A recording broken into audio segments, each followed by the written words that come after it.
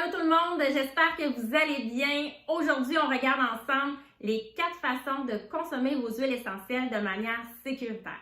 La première, tout le monde la connaît, c'est la façon aromatique. Dans votre nez, il y a une centaine de nerfs olfactiles qui sont directement reliés à la partie de votre cerveau qui s'appelle le système limbique.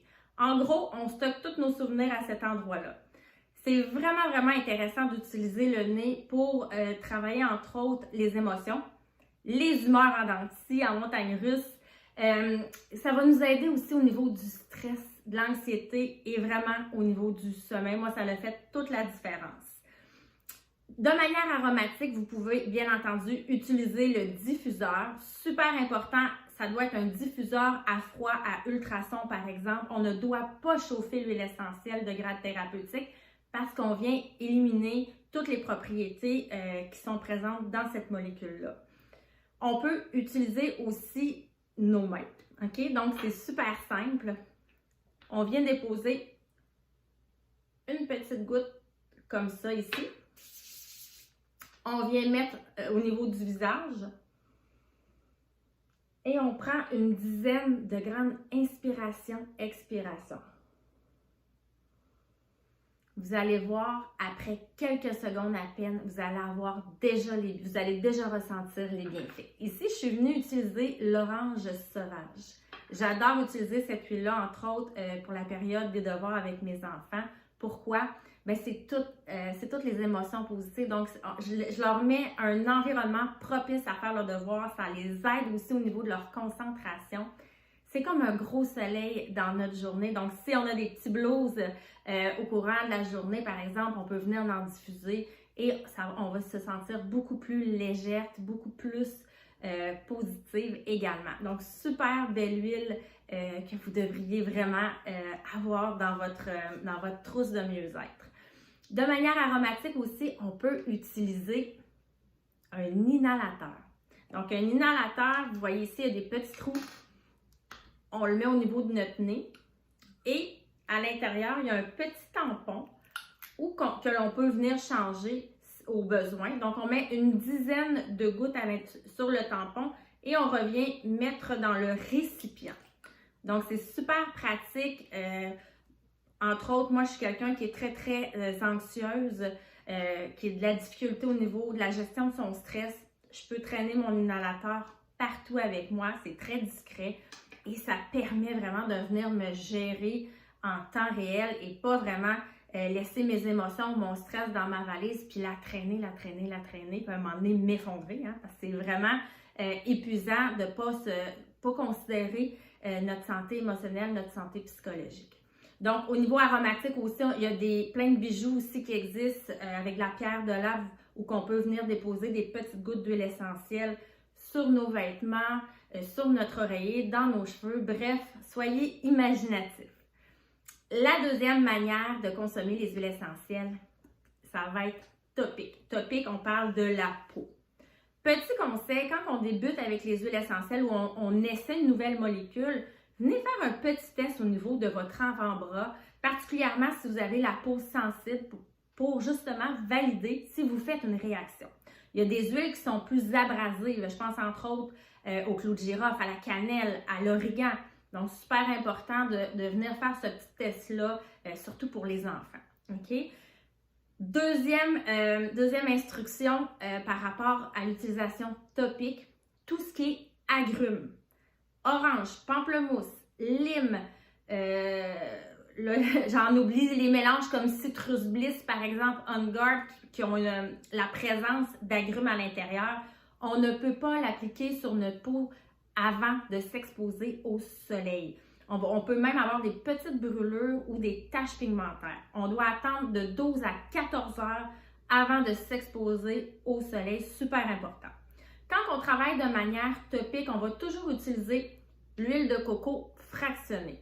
Pourquoi fractionnée? On est venu enlever le chaînon graisseux, donc ça ne laisse pas une pellicule grasse à l'intérieur et ça n'obstrue pas non plus les pores pour faciliter le passage des huiles essentielles dans votre corps. Aussi, l'huile essentielle de coco, c'est votre porte de sortie s'il y a une réaction qui se produit. Par exemple, je m'applique une huile essentielle sur ma peau, je fais une réaction. Malheureusement, ce n'est pas en allant sous l'eau que vous allez estomper la sensation désagréable. C'est vraiment en venant rediluer, rajoutant de l'huile de coco, des couches et des couches, que cette sensation de brûlure-là va disparaître. Même chose, j'ai appliqué par exemple de l'amande poivrée sur mes tempes pour le mal de tête. J'en ai eu dans mes yeux malheureusement. Je vais utiliser mon huile de coco directement dans mon œil et ça prend quelques secondes. On ne sent plus la sensation de brûlure. L'huile de coco fractionnée, elle est inodore également. On ne cuisine pas avec, on ne peut pas l'utiliser à l'interne. C'est vraiment, ça doit rester uniquement sur l'épiderme. On va compter de 2 à 3 minutes, traverser la peau, 20 à 30 minutes, faire le tour de la circulation systémique, donc qui vont circuler partout à travers votre corps. On va beaucoup travailler au niveau des points de pulsion, par exemple au niveau des poignets où le système veineux est très près. On va travailler au niveau du point occipital qui est derrière la nuque. On va venir travailler aussi les zones directement où on a une petite problématique. Par exemple, j'ai de la difficulté à digérer, bien, je vais venir me frotter l'abdomen avec mon huile essentielle.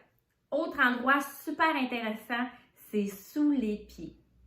Allez sur Google, tapez charte de réflexologie. Vous pouvez travailler à peu près tous les systèmes de votre corps, même les émotions sous les pieds.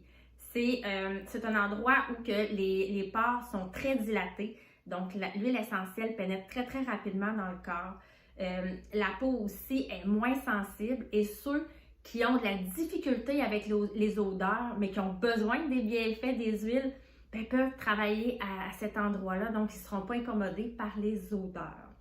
Donc, ça fait le tour. Il y a aussi la crème neutre, des crèmes neutres qui existent, que vous pouvez venir travailler l'hydratation de votre peau, tout en mettant votre huile essentielle, par exemple.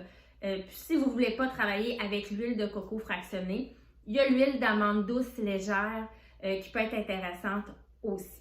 Donc, la troisième façon maintenant de travailler avec les huiles, ça va être à l'interne. Petite question, est-ce qu'on peut consommer toutes les huiles essentielles de chez doTERRA à l'interne? La réponse est non. Super important de valider préalablement, soit sur l'étiquette ou sur le site, si elle est propre à l'ingestion.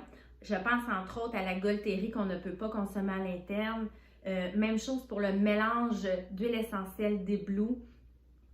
C'est super important justement de ne pas utiliser ce moyen de consommation-là pour ces huiles-là. À l'interne, on va travailler avec des capsules végétales. Donc, comme ça ici, c'est des capsules qu'on vient déposer les huiles à l'intérieur. Malheureusement, on ne peut pas les préparer d'avance parce qu'elles fondent très rapidement. Donc, on met les huiles, on consomme immédiatement. Moi, j'aime beaucoup travailler pour tout ce qui est systémique. Donc, ça peut être par exemple des douleurs. Moi, je suis quelqu'un qui fait de l'arthrite, donc mes douleurs sont diffuses. Ça va vraiment venir m'aider à ce niveau-là. Je vais venir travailler aussi au niveau hormonal par l'interne. Je vais venir travailler la digestion. Donc, ça, c'est des petits exemples. On peut aussi, tout simplement, en mettre une goutte dans notre verre d'eau, comme ça ici, et consommer. Par exemple, l'orange sauvage, c'est excellent pour la digestion lente. C'est pas juste bon au niveau émotionnel, mais ça a plein d'autres belles propriétés. Donc, je mets une petite goutte d'huile essentielle. Pour un adulte, on dit environ maximum de 24 gouttes à l'interne par jour.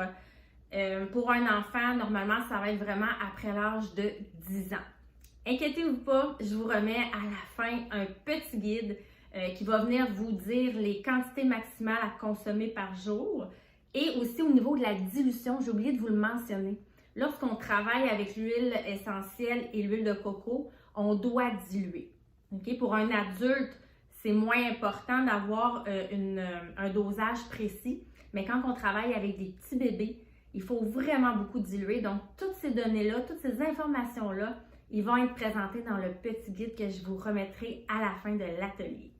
Donc, de manière interne, on peut cuisiner avec nos huiles essentielles.